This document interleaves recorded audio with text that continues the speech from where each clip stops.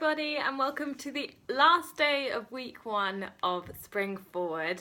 I hope you guys have really enjoyed making consistent days. 7 days, guys, 7 days of consistently moving your body. Awesome, just totally awesome. I hope you're really proud of yourself for whatever efforts you've gone to make that happen, for however many days you've managed to make happen. I hope you're feeling really proud of just moving your body and carving out that little bit of time for you and your health. Anyway, today I obviously wasn't feeling in a particularly friendly mood when I planned today, because considering today is our first arms day, I've gone pretty big, guys. So just remember to always feel free to break it down, do 2 sets, some sets in the morning, do some sets in the evening, to split it down from 3 sets of, from 1 set of 30 to 3 sets of 10. Whatever you need to do to make these happen and to complete your challenge for the day, go for it. Arms are tough, they are, and if you're not consistently working at it, they fade into nothing very quickly. So we're gonna dive straight in. I'll talk you through the adaptations, but just remember, you can always put your knees down, you can always pause, and you always have to celebrate every single win, because it is so important when the going gets tough to really be your #1 supporter. I am forever cheering myself on when it comes to push-ups and other arms workouts, because they're just tough. They are. So we're going to start with commandos. Commandos are essentially a movement that takes you from a high plank to a low plank. So the basic rules of this: easiest is with the knees in, harder is with the knees out, hardest is with the knees up. And what the arms are going to do is go from a high plank, you lower elbow to the floor, you push up, and that's 1. And then down, up, 2. And you're going to do 15 on each side. Now remember, again, if you're here and you're doing this, no shame, my friends, that's a great place to start. To make that harder, you slide the knees back and you go from there, okay? With this one, try not to let the elbows flare out too much, try and keep them pointing back. Also remember, the whole time that core is really strong. So even when you're lowering down, you're not letting the body tip too much or twist too much. You're staying really neutral and really strong and engaged in that core. I think that's pretty much it for commandos.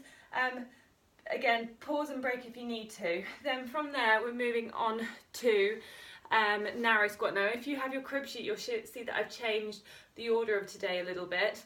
Forgive me, it's just because I figured it could need to be structured a little differently. So exercise 2 is going to be the narrow squat and curl. So you're going to ideally have some light weights, dumbbells, tin cans, bottles of water, shopping bags, whatever you can find, and you're going to go for a narrow squat. So feet hips distance apart or slightly narrower.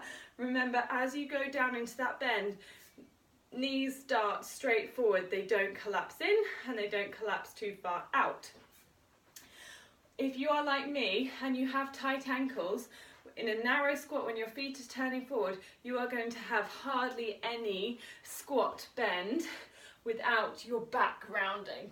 So just go as low as you can and think about pushing your bottom backwards as if you're sitting in a chair, rather than the knees coming too far forwards.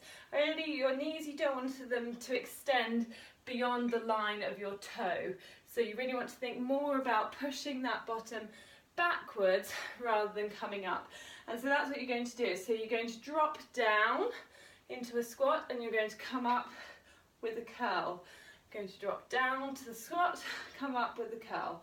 And you're going to do 30 of these. And I really want you to focus on the bottom, going as far back as you can, as if you feel you're about to topple backwards and your weight's really in your heels, and then you use your glutes to really drive you forward as you curl the arms up. Please make sure when you curl the arms up that you're not hitching the shoulders up.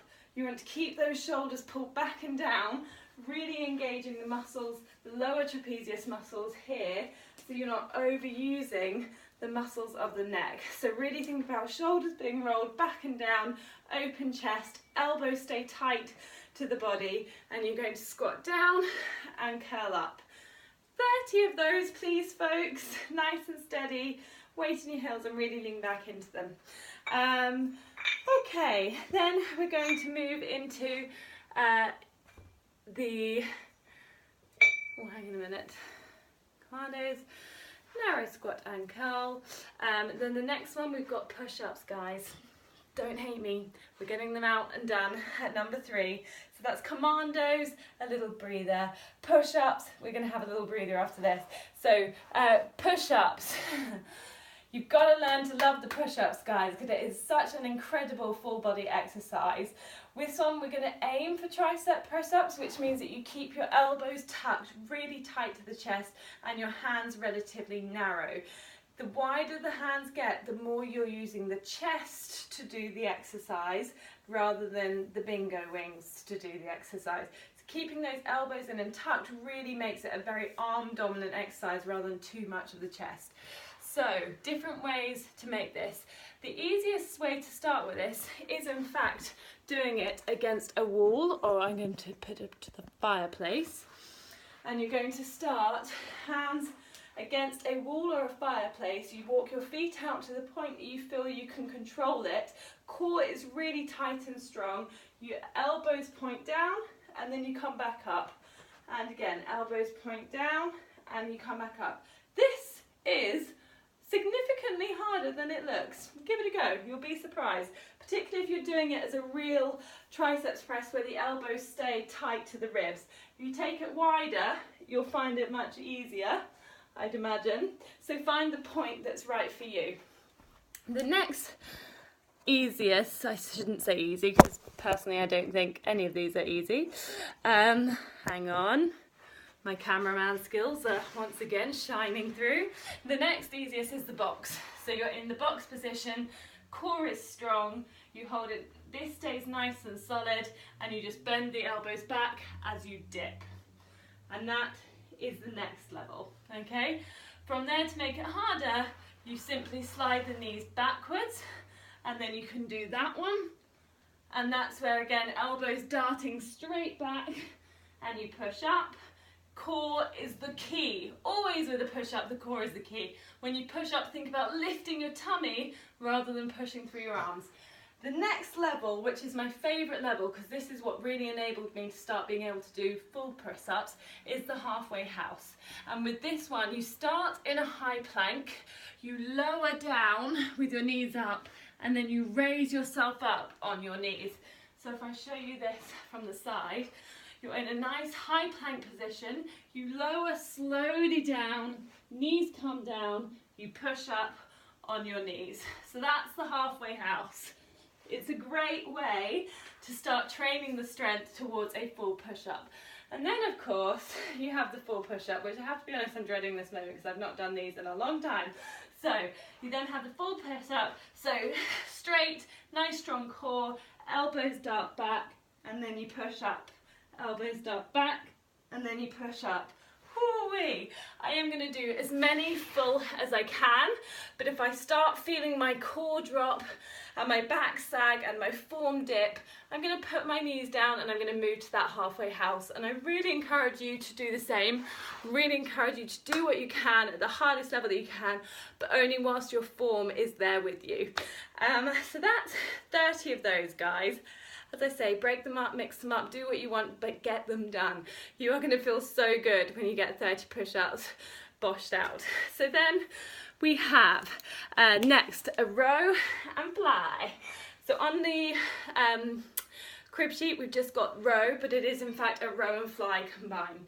So you're going to come into a forward leaning position like this. Again, you're going to have your light weights in your hand, shopping bags, bottles of water, whatever you've got. And you're going to do 2 moves. The first move is a simple draw back. So you're just drawing the hands back towards the chest as the elbows dart straight up to the ceiling, like that. Then the next one, you're going to drop and you're going to take the hands out to the side. So you're going to do a row and then you're going to do a fly. And the key with this the whole time is that the shoulder stays back and down, so these upper traps and the muscles into the neck aren't becoming overactive. So you're really using the muscles at the back of the arm and the back of the shoulders to keep everything rolled back nice and tight, and you're going to row and fly. And that counts as 1, 2, 3, and you're going to do 30 in total, so you end up doing 15 of each. The next and final exercise, to all you side plank lovers out there, is a side plank arm flap. So if you want a little weight in the hand, go for it. And essentially you're going to come into a side plank. Now again, I'm going to give you the choice. You can either be low in this side plank, or alternatively, you can be high in your side plank. I find the high side plank really works my supporting shoulder more. I find that the low side plank works my core more, and this is harder for my core. From this position, high or low, really lifting through that shoulder so you're not collapsing down into it. This arm is going to just drop and raise, and drop and raise, and we're going to do 15 of those on each arm. Remember, always you can drop that knee for to make the side plank a little bit easier.